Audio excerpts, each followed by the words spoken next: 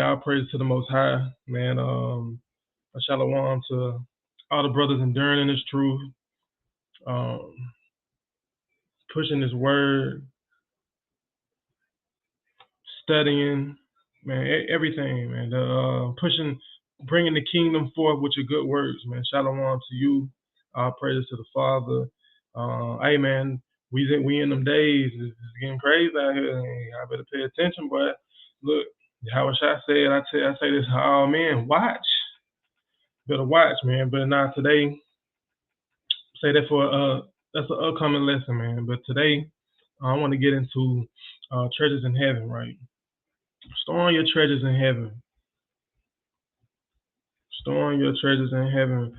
Man, I had to coming out of the Christian church, I had a different meaning of what this actually was.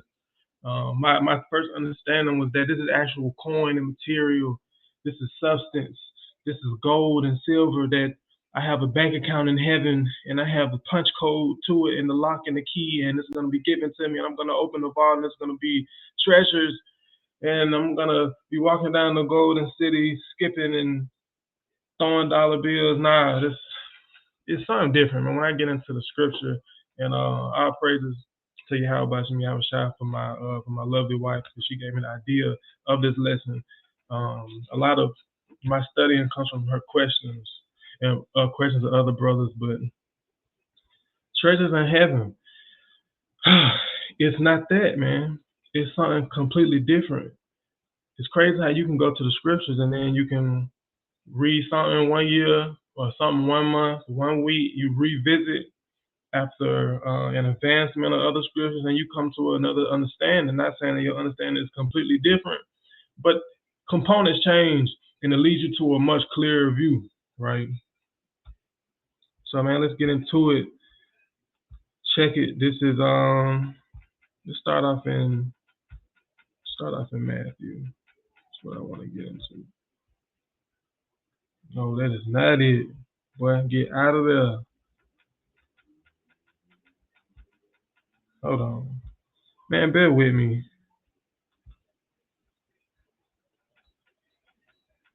All right, this is where we at right here. Man, so like you for that. Matthew 16. I'm gonna start at verse 15. See, I'm gonna start at verse 16. That's what the context is, and I feel like 16 through on down gives a great starting point and a nice it's a nice place to start as far as trying to understand what these treasures are, and in comparison to what Yahweh Shai, who the world ignorantly calls Jesus Christ, what he's saying. So Matthew 6 and 16. Moreover, when ye fast, be not as the hypocrites of a sad countenance, for they disfigure their faces, that they may appear unto men to fast. Verily I say unto you, they have the reward. Everything was self-centered. It was around them. It evolved around them, right? But he's saying that the only reason these niggas fasting is so they can have other men look at them and say like, damn, they fasting. To be like, I want to be like a Pharisee.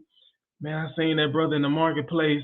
He was throwing oranges and he was rebuking fruit and meat because he was fasting. I seen him, man. He was in the corner and he was kneeling down on his knees because he was looking so hungry. Bro. It was a mighty fast that brother was doing. He had a tear too that dropped from his face, and it's a act, man. It's all an act. They putting on acts. They want their reward is praise and worship. They want to be worshipped and be talked about among men. They wanted popularity. They wanted fame. They wanted fans for men to be fanatics of them, so men can follow them, right? But Paul said, "Follow me as I follow Yahweh.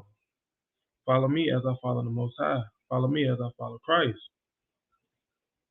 Verse 17. But thou, when thou fastest, anoint thy head and wash thy face, that thou appear not unto men to fast, but unto thy Father which is in secret, and thy Father which seeth in secret shall reward thee openly.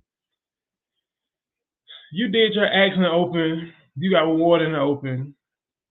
The better thing for you to have done is to not look like you're fasting, so the Most High can know that you're genuine about what you're doing, so that He can reward thee openly, right? about not being a man pleaser.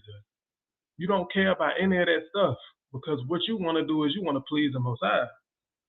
The Most High sees your heart. He knows the motivation behind what you're doing and why you're doing it.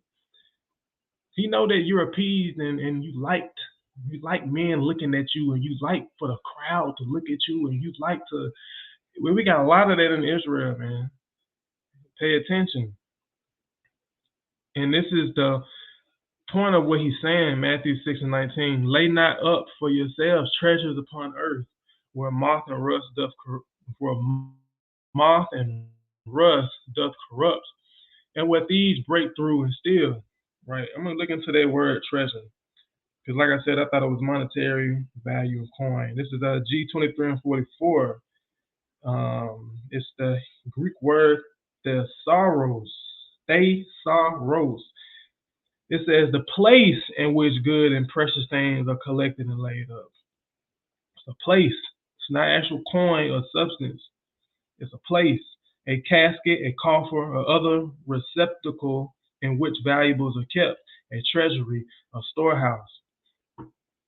That changed the game. That really changed the game for trying to understand and bringing a lot of clarity into what Yahushua is saying. No, we don't put things like etymology over doctrine, but if it lines up and it's logical and it makes sense and it's with the context, then we use it. We use it to how we take hold to it. We use it to our advantage, right?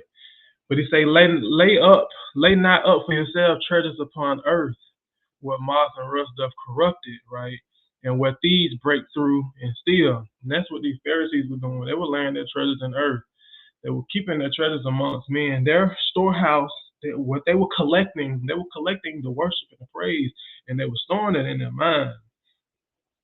All this stuff was gathered up, storing it in their mind, and what it made them hypocrites, it made them prideful, and it made them puffy, it made them puffed up.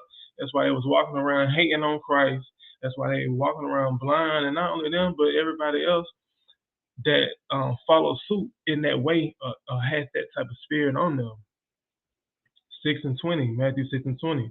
But lay up for yourselves treasures in heaven, where neither moth nor rust doth corrupt, and where thieves do not break through nor steal. Why? Because you can't steal things from the Most High.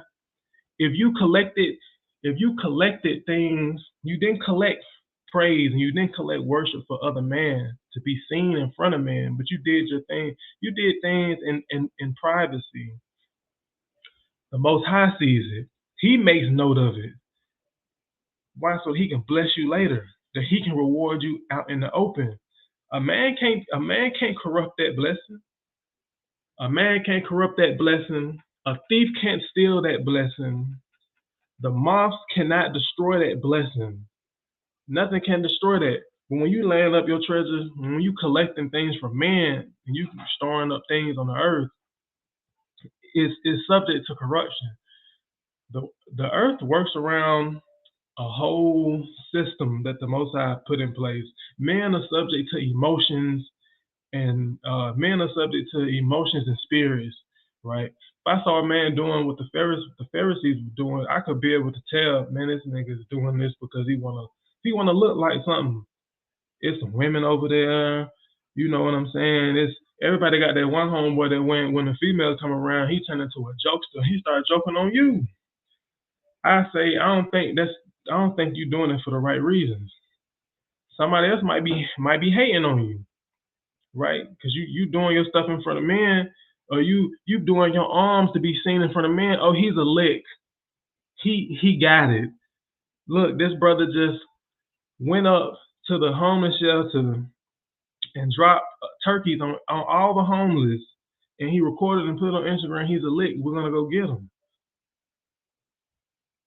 That's your blessing was corrupted because you did it for men. It got corrupted by men, right? It's a system while we on earth. Things work like that. We know how the earth works. We know how men work. We know how humans work, right? But check what your house shall say. Matthew 6:21.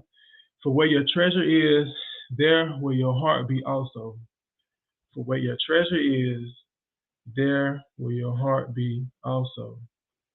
Right? And that's crazy. And we're gonna come visit that. I'm coming back to that. But a sneak peek, nah, I'm gonna keep it all in line. I'm not even gonna do that. So where your treasure is, there where your heart be also. So where you collecting these things, that's what you're gonna be thinking about, right? If it's all stored in your mind, that's what you're gonna be.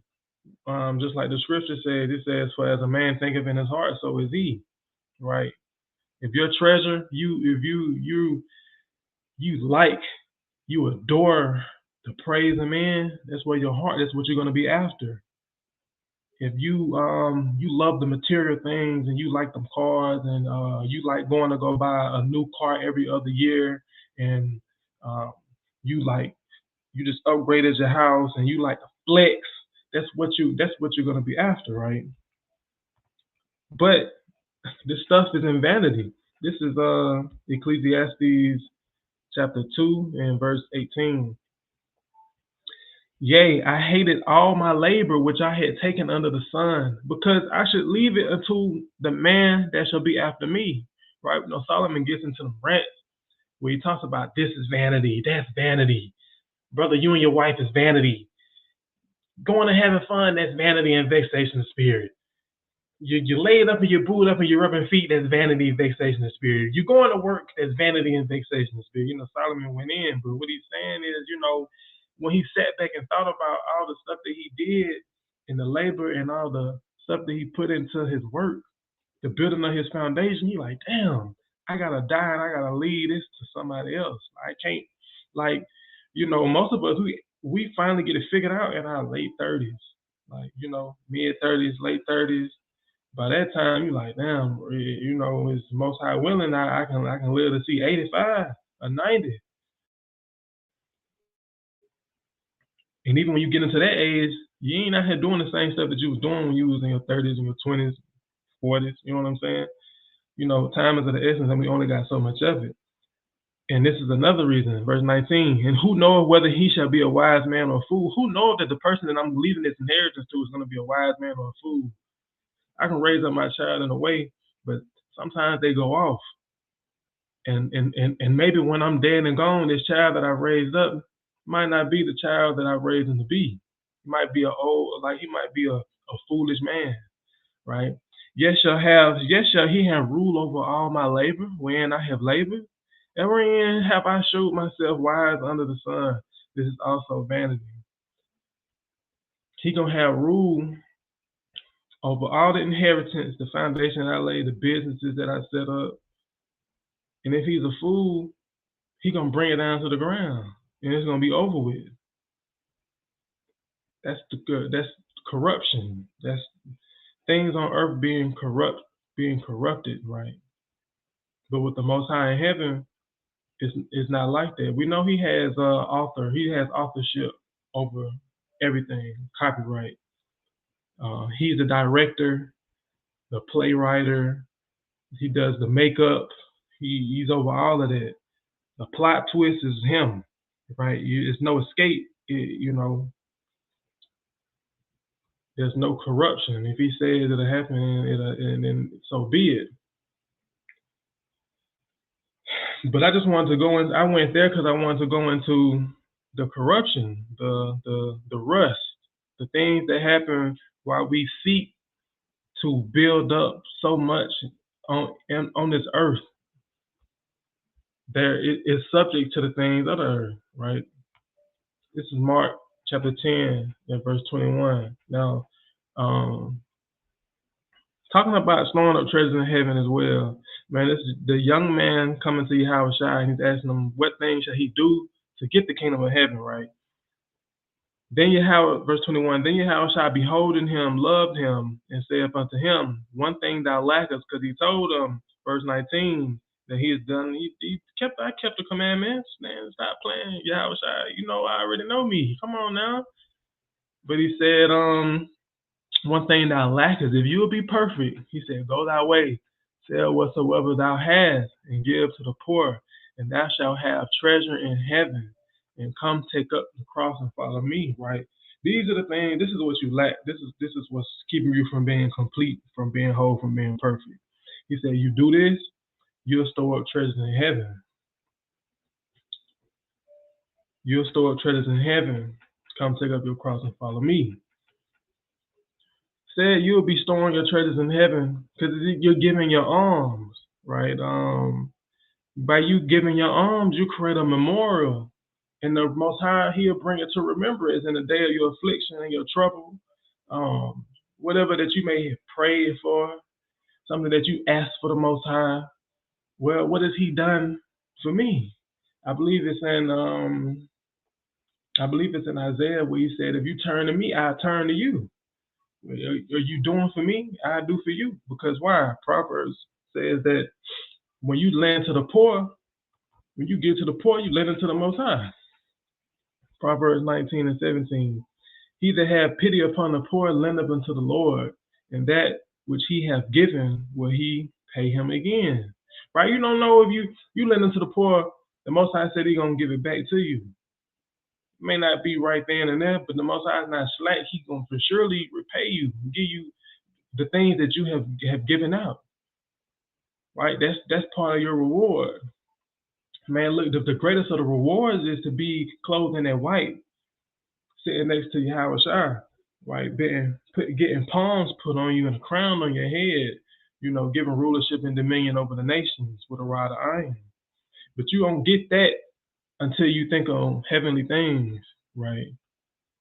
Until you start implementing or you start putting together those things that you were supposed to be doing, storing up treasures in heaven.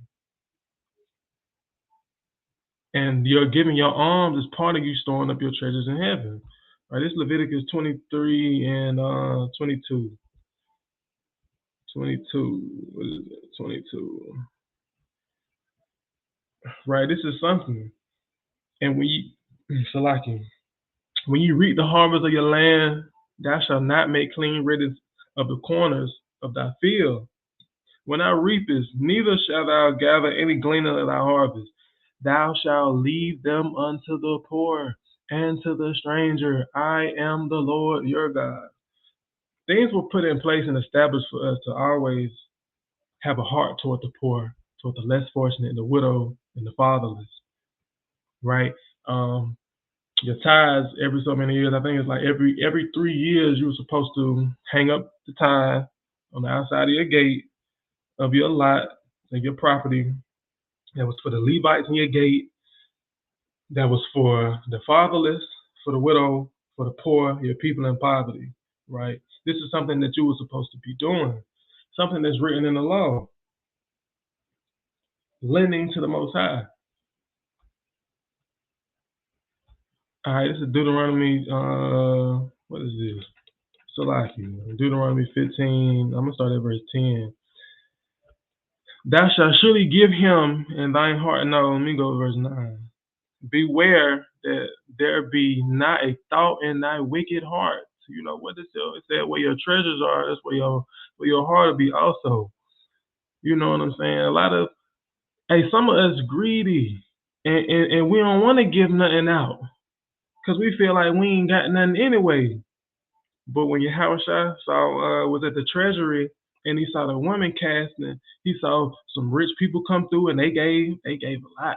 And then he saw that woman come through and she gave all she had, and it went in comparison, monetary wise, so what the rich gave. No, I don't compare, but she gave more.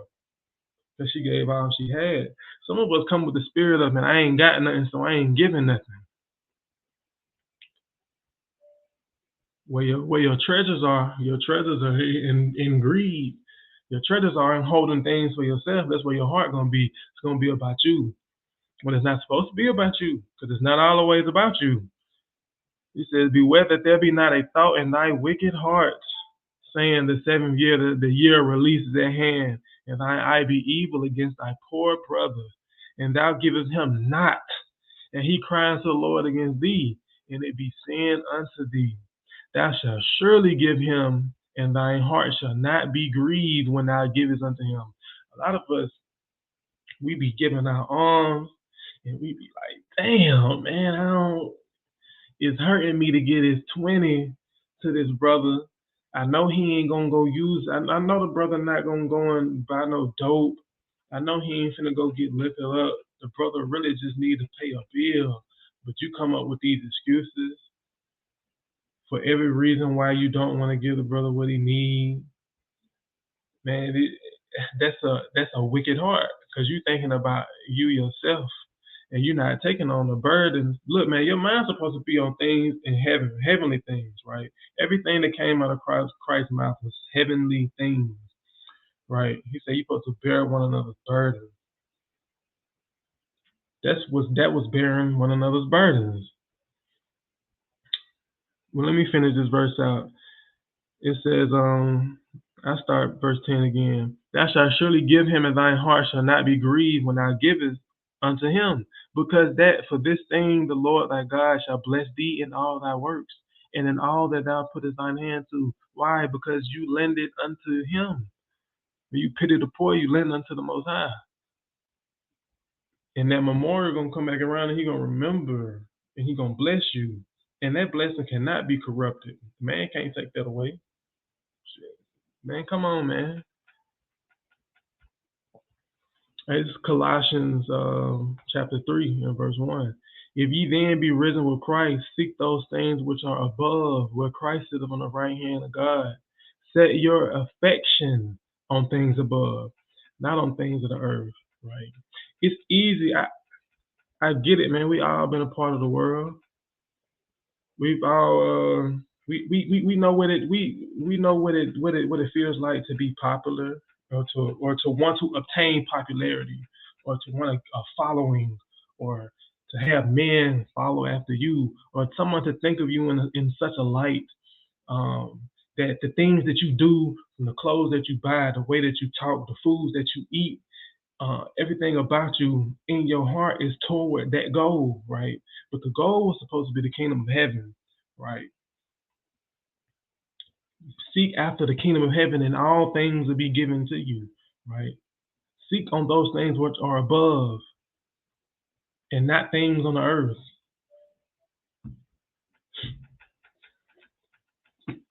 I want to go back to Matthew 6 and 21. It says, "For where your treasure is, there your heart will be also." We know the heart is the mind, right? This is Psalms chapter 1. It's one of my favorite scripts. When you talk about an intro, David hit him on the head with the intro.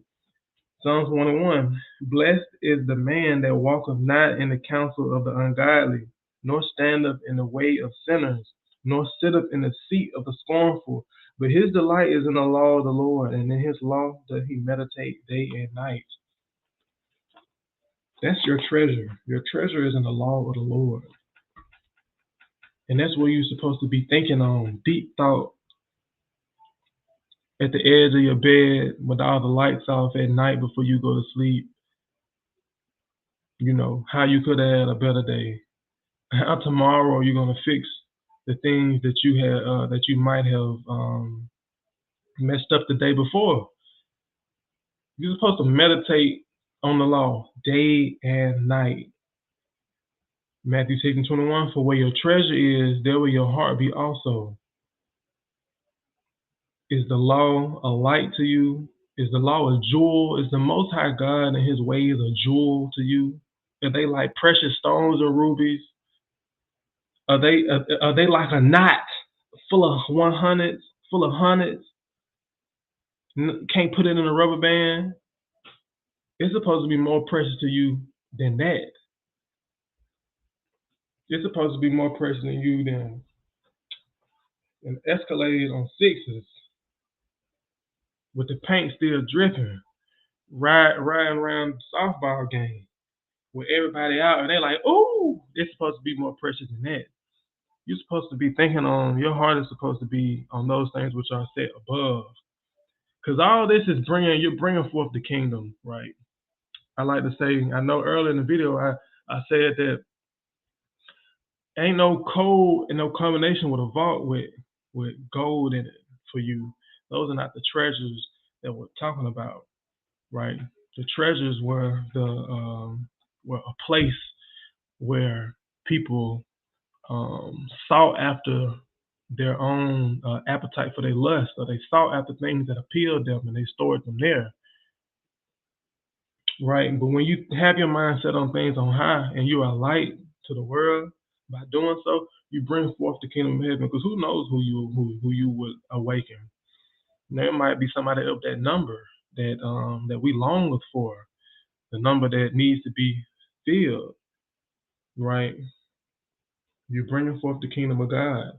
Like when you watch them old war movies, like in the ancient times, and uh, you have a nation that comes and they overthrow another nation, and you might have a leading general who led the assault, who took down one of the top bunkers, and he's rewarded for that, and he gets like 300 acres next to a river and all this. And that's something that I think about too, man. When you talk about storing your treasures in heaven toward the kingdom of heaven, just things, little things like that, man. The Most High surely reward you.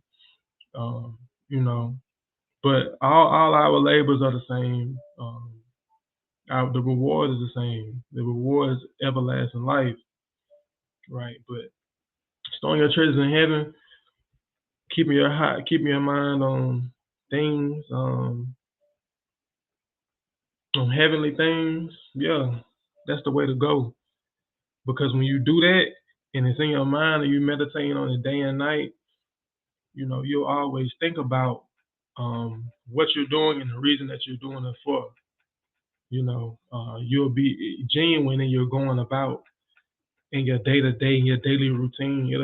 It'll be genuine. Keeping the commandments will be a little bit easier because it's not about, some of us in the truth because, we care about what man thinks, or we care about what it's a trend. The truth is trendy. I'm different. I'm not like them. I don't do Christianity. I don't even like the church. I don't even, come learn from me. I read the Bible. I read these books. Come listen to my knowledge. People hear you in the DMs. Hey, brother, that debate was fire. Hey, look, can I come study with you? And a lot of that makes brothers feel good to the point where they turn, and a lot of it is just for them. Not giving glory to the Most High anymore, and it becomes after so long, and our nation of people are so much of sheep and fanatics of men and the traditions that it begins to turn men, and they get to, seeking after themselves. Their treasures are in earthly things, on how they can be popular and be leaders over men and over congregations, and they lose their love for the Most High, right? But think on these things. It's not all about you. Stop being man pleasers. Stop storing your treasures in earth, that can be amongst men or monetary valuable things. You spend all your days working. You don't get your alms. You're not helping. You don't attend any feast days. You're not sharing the word of the gospel. You're not helping set up tabernacles and Passover, and you're not contributing to the truth because you spend so much of your time trying to get ahead in life, or trying to get over that water right on your nose, and you're trying to get out that water. Nah, brother, just breathe, brother. Just breathe. Just breathe. The Most High got you where you at. I'm not saying that you can't come out of poverty because the Most High said, bring a man out the dunghill and set him among princes. But that can't be your overall focus. Seek the kingdom of heaven, and all things will be established to you. All things will be given to you. Seek heavenly things on high, how you should conduct yourself, the laws and the statutes and the commandments that you're supposed to be keeping, right? And you have your reward. But when you seek to please men, you'll get a reward of a man. And he'll be standing over you talking about run that, right? Or man will be looking to just say anything against you, trying to expose you, or whatever, man, whatever. But hey, man, this is Salt Art of Fifth Felt, man. Saints Advocating Law and Truth. Another video, man. Look, man, I appreciate everybody who tune and tap in and watch us. And we coming with more content, more videos. you know, the time is running. We trying to be fishermen of men, and we trying to get all kind of fish, man. It's lawful fish. Stop playing. But I left food on the table like always. Brothers, take those notes, go add into what I had already brought out. Um, study, man. Get your household in order and watch.